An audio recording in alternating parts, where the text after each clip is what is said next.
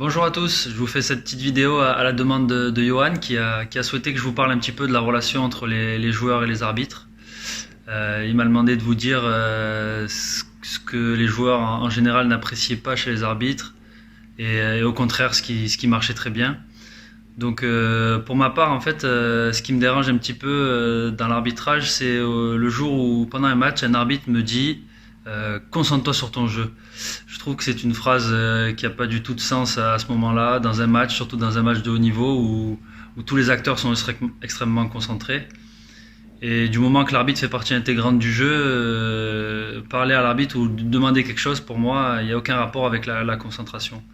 Donc voilà. Et puis au contraire, quelque chose de très positif que j'aime dans la relation entre les joueurs et les arbitres, c'est quand un arbitre est capable de regarder un joueur droit dans les yeux en lui parlant.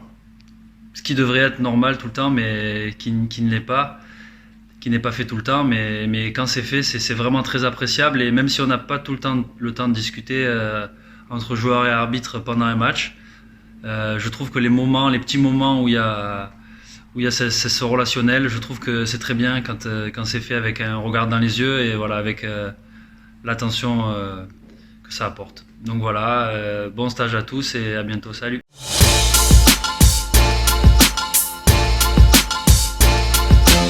Ce que j'apprécie avec les arbitres, c'est quand on peut discuter calmement, posément, juste après qu'il y ait eu un coup de sifflet et qu'on puisse m'expliquer par exemple à moi mes erreurs sans me prendre de haut et qu'on soit juste aimable et qu'on se respecte l'un l'autre et qu'on puisse discuter tranquillement.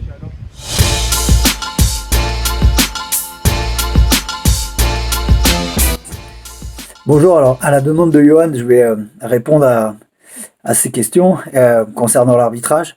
Alors pour moi, ce qui me semble important et ce que j'aime bien, c'est d'avoir une bonne communication avec l'arbitre. Pour moi, c'est essentiel, et notamment en début de match, sur les premières petites contestations qu'il peut y avoir.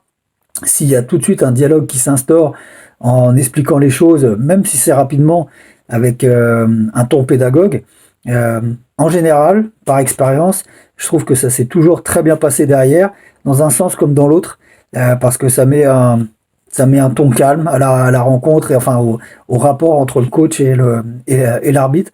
Et très rarement, ça a pris un match a pris une mauvaise tournure derrière. J'ai toujours eu le souvenir que quand il y avait une communication assez positive euh, entre le corps arbitral et l'entraîneur, les choses se passaient plutôt pas mal derrière.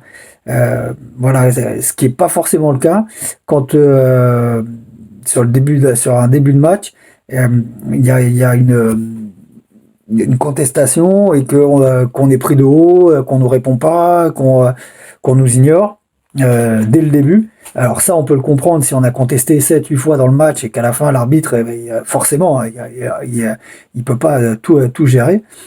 Mais sur le début d'un match, je pense que c'est important d'être pédagogue et de donner le ton, d'expliquer ce qu'on va siffler aussi, ou pas siffler, euh, ce qu'on a vu. Voilà, donc ça c'est un point qui est très important pour moi et qui est aussi important là, sur un autre aspect, qui est que en fonction des matchs, des coachs peuvent avoir beaucoup de pression à l'entrée de la rencontre, c'est-à-dire des fois il y a des coachs qui ont la tête sur le billot, enfin sur le billard, on peut jouer notre poste et il peut y avoir une certaine nervosité ou alors un match à très gros enjeux au début, et le fait d'être pédagogue dès le début, ça peut faire redescendre un petit peu la pression euh, chez les entraîneurs.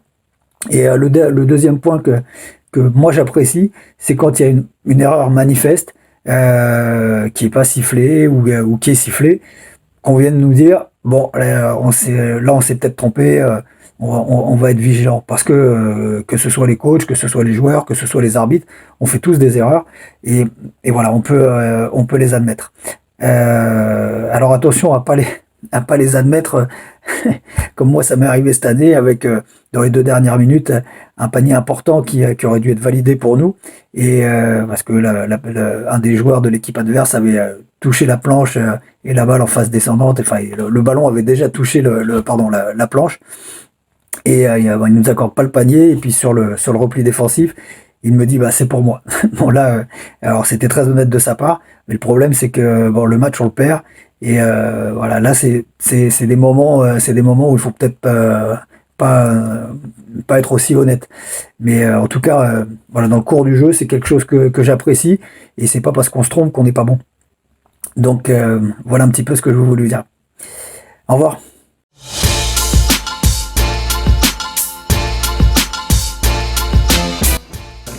Ce que j'apprécie particulièrement avant les matchs, c'est de pouvoir échanger avec vous les arbitres. Mais parfois, quand on joue à l'extérieur et que vous sifflez pas loin de chez vous, on peut avoir l'impression que vous donnez plus d'importance à l'équipe qui reçoit qu'à l'équipe qui se déplace. Et ça peut être gênant dans le relationnel. Je pense que c'est des paramètres à prendre en considération dans votre préparation de match. En tout cas, je vous souhaite une très très bonne saison et à bientôt.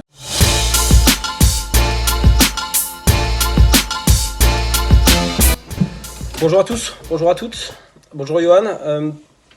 En ce qui me concerne, dans ma relation avec les arbitres, il m'arrive d'avoir certains échanges avant les matchs, quand on arrive à la salle, quand les arbitres arrivent à la salle, de pouvoir passer un petit temps pour discuter, pas nécessairement très longtemps, mais d'abord se saluer, discuter. Je trouve que c'est une première preuve de respect entre les coachs et les arbitres. Maintenant, bien évidemment, le temps du match, pendant le temps du match, moi j'apprécie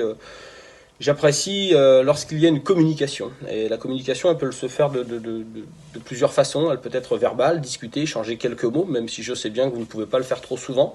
Mais je crois que ça permet quand même de désamorcer des situations qui peuvent devenir plus problématiques, à la fois pour vous, pour les gérer, mais à la fois pour nous, parce qu'on se focalise un petit peu trop sur ces choses-là, alors que lorsqu'on a un échange court, mais clair, je crois que ça permet de désamorcer pas mal de situations. Cette communication-là, à mon sens, elle peut être aussi non-verbale. Il peut y avoir un signe, une attitude qui nous fait comprendre que stop, il faut s'arrêter, ou qu'on s'est compris sur le fait que la situation sur laquelle il y avait une incompréhension, on peut la régler très très vite.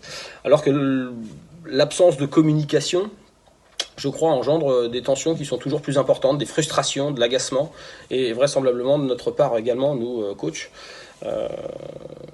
Je vois aussi des situations comme les lancers francs. Je crois qu'il y a, voilà, vous êtes 3, on a toujours un joueur, nous, dans nos divisions, qui est tout le temps sur le prolongement de la ligne des lancers francs, pas très loin, du côté de notre banc, là, et je trouve intéressant qu'on puisse échanger, là, en tout cas qu'on puisse nous entendre, ou nous montrer qu'on nous écoute. Voilà, je crois que nous, coach, quand on a la possibilité quand on sent qu'on est écouté, ou tout du moins entendu, je crois que ça permet de désamorcer ces situations-là très clairement, plutôt que de laisser les choses s'envenimer, et ça finit toujours beaucoup moins bien. Donc voilà, me concernant les petits axes que j'apprécie moi dans la relation que j'ai avec les arbitres. Certains le font vraiment très très bien, d'autres voilà, parfois peuvent nous ignorer, et je crois que ce sentiment-là est très difficile à accepter pour nous. Voilà, merci, au revoir.